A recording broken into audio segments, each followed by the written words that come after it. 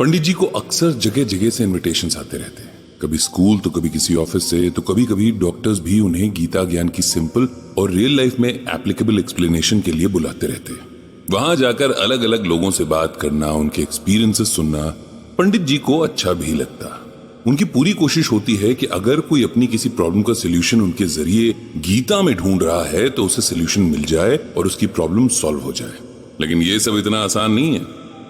श्रीमद् भागवत गीता एक ओशन की तरह है। इसकी गहराई का अंदाजा आप इसमें बिना उतरे नहीं लगा सकते, और इसमें उतरने यानी इसे बहुत अच्छे से समझने के लिए टाइम और पेशेंस दोनों चाहिए। बहुत से लोग गीता में इंटरेस्ट तो रखते हैं, लेकिन उनके पास टाइम और पेशेंस दोनों नहीं होते हैं। ऐसे में वो सिर्फ गीता का संस्कृत से हिंदी ट्रांसलेशन समझकर रह जाते हैं। उसमें बताई बातों की रियल मीनिंग तो कभी जान ही नहीं पाते। पंडित जी के पास कुछ दिन पहले एक ऐसा ही मेल आया था जिसमें एक यंग लड़का उनसे रिक्वेस्ट कर रहा था कि वो एक वीक की छुट्टी लेकर आएगा और पंडित जी से पूरी गीता समझ लेगा। पंडित जी इस मेल को पढ़कर इतनी जोर से हंसे कि किचन में काम कर रही सरला जी भी उनके पास आ गई। लेकिन कुछ मेल दुखी भी कर देते हैं। पंडित जी अपने फैमिली डॉक्टर जोशी के दोस्त और कैंसर स्पेशलिस्ट डॉक्टर मलिक के क्लिनिक में गए थे, उनके पेशेंट्स को गीता ज्ञान देने के लिए। फिर कुछ संडेज तक ये सिलसिला चलता रहा। उन्हीं पेशेंट्स में से किसी ने एक और कैंसर पेशेंट को पंडित जी का रेफरेंस दिया था, और अब उस पेशेंट का मेल आया था। नाम था वरुण, उम्र बस 27 साल और blood cancer, last stage. Doctors ने उम्मीद देना भी बंद कर दिया था। अब बस एक इंतजार था कि कब जिंदगी अपना नाता तोड़ती है। जब इस तरह की कोई सिचुएशन आती है तब पंडित जी के लिए भी बहुत मुश्किल हो जाता है किसी को समझाना, वो भी तब जब उसे ये तक न पता हो कि उस नॉलेज को अप्लाई करने का टाइम उसके पास है भी या नहीं। वरुण ने पंडित जी के साथ अपनी एक विश शेयर की थी। वो चाहता था कि कुछ दिन पंडित जी उसे लगातार गीता का ज्ञान दें, ताकि उसके सारे डर, सारे डाउट्स खत्म हो जाएं और वो अपना आखिरी समय शांति से काट सके। एक 27 साल का बच्चा जिसे अपना फ्यूचर प्लान करना था, अपने ड्रीम्स को चेज करना था, अपनी मृत्यु से पहले के समय को प्लान कर रहा था। इस बात ने पंडित जी को भी दुखी कर दिया था। वरुण ने अपनी कहानी भी पंडित जी को लिख भेजी थी। वरुण के फादर का एक बहुत बड़ा बिजनेस था। उसकी मदर भी फैशन डिजाइनर थी और उनका भी खूब अच्छा नाम था। अपने पेरेंट्स की वो इकलौती औलाद था। उसके पेरेंट्स के पास बहुत पैसा तो था, लेकिन अपने इकलौते बेटे के लिए टाइम नहीं था। उसके फादर अक्सर बिजनेस के सिलसिले में फॉरेन टूर्स पर रहते, और जितने टाइम इंडिया में होते उतने टाइम ऑफिस और मीटिंग्स में बिजी होते। उसकी मां का शेड्यूल भी बहुत बिजी रहता था। वरुण अपने दादा दादी और आया के भरोसे पल रहा था। इस सब में एक बात बहुत अच्छी थी कि उसके दादा दादी बहुत अच्छे थे, बहुत प्यार से वरुण का ख्याल रखते, उसकी हर जरूरत का ध्यान रखते, और उनकी कोशिश होती कि वरुण को कभी ये न लगे कि उसके पेरेंट्स के पास उसके लिए टाइम नहीं है। वरुण के ग्रैंड पेरेंट्स पूजा पाठ में भी बहुत इंटरेस्ट रखते थे। वरुण की केयर के अलावा बस यही काम था जिसके सहारे वे दोनों अपना वक्त काट रहे थे। जब भी घर में पूजा होती, वरुण अपने दादा दादी के साथ जरूर उसमें बैठता। इसके अलावा सुबह शाम की पूजा तो वो कभी मिस करता ही नहीं था।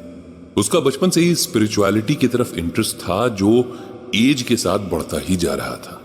इधर उसके पेरेंट्स का काम तो बहुत अच्छा चल रहा था, लेकिन उनकी पर्सनल लाइफ ठीक नहीं चल रही थी। दोनों में आए दिन झगड़े होते, जिन्हें देख वरुण सहम जाता।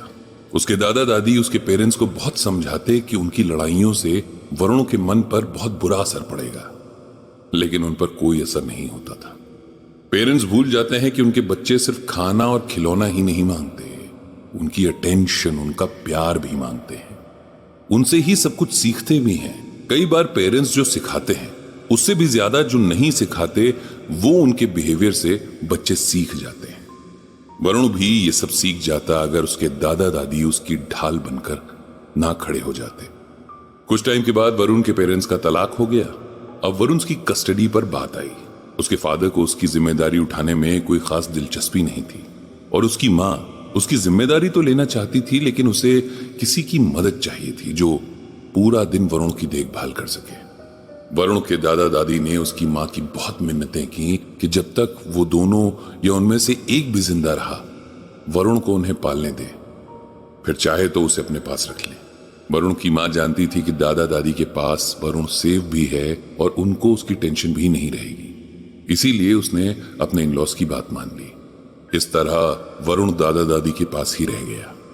कुछ वक्त बाद उसकी दादी की डेथ हो गई। वरुण उनसे बहुत ज्यादा अटैच था, इसीलिए इस बात का उसे गहरा सदमा लगा।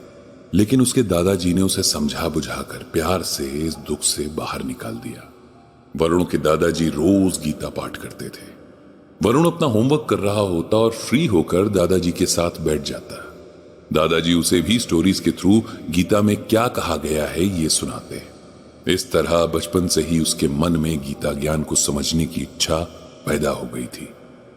वरुण अब बड़ा हो रहा था।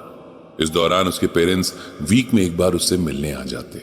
जब भी आते उनके पास वरुण के लिए ढेर सारे गिफ्ट्स होते जिन्हें वरुण खोलता तक नहीं था। जब वो 12 साल का था तब उसके दादाजी की भी डेथ हो गई।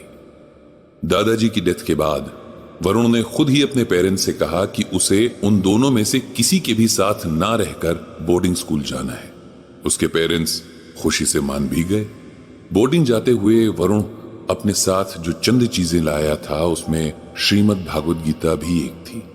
हालांकि उसे खुद से कुछ खास समझ नहीं आता था, पर सोने से पहले एक बार वो गीता को पलटता जरूर था। ऐसा करके उसे बहुत सुकून मिलता था।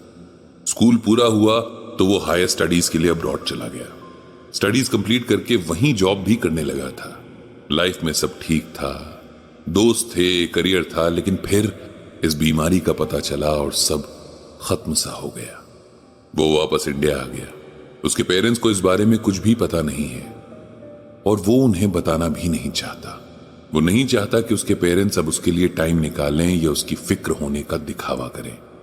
वो नहीं चाहता कि कोई उस पर दया करे, उसके साथ किसी भी तरह का स्पेशल ट्रीटमेंट हो।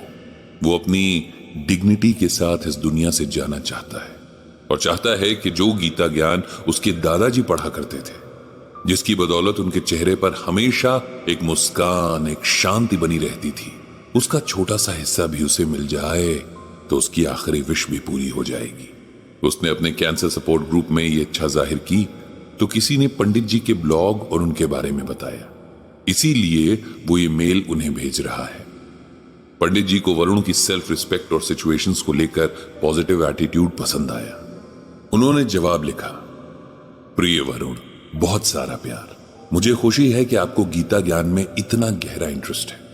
मैं ये तो नहीं कहूंगा कि मुझे सब कुछ आता है, लेकिन जितना भी मैंने खुद और लोगों से सीखा है उसे आपको बताने की पूरी कोशिश करूंगा।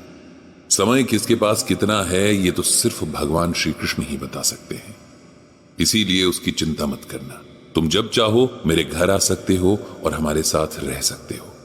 हम मिलकर गीता को पढ़ेंगे और एक दूसरे से समझेंगे भी। अंत में गीता का ये श्लोक लिख रहा हूं, इसे पढ़ना और समझना। जातस्य ही ध्रुवो मृत्युर्ध्रुवम जन्म मृतस्य च तस्मात् परिहार्यते न त्वं शोचितुम अर्हसि। इसका सिंपल वर्ड्स में मतलब यह है कि जिसने जन्म लिया है उसका मरना तय है और मौत के बाद दोबारा जन्म भी होना फिक्स है। इसीलिए जो तुम्हारा है वो करते रहो। मौत का दुख मत मनाओ। इस दुनिया में जो जिंदा है उसे मरना है। इस सच के अलावा कुछ भी सच नहीं है। इसीलिए मौत की टेंशन को खुद पर हावी मत होने दो। जितने दिन जिंदगी है उसको सही कामों में लगाओ, तभी शांति मिलेगी। इतना लिखकर पंडित जी ने मेल भेज दिया और भगवान श्री कृष्ण से वरुण को शक्ति और समझ देने की प्रार्थना की।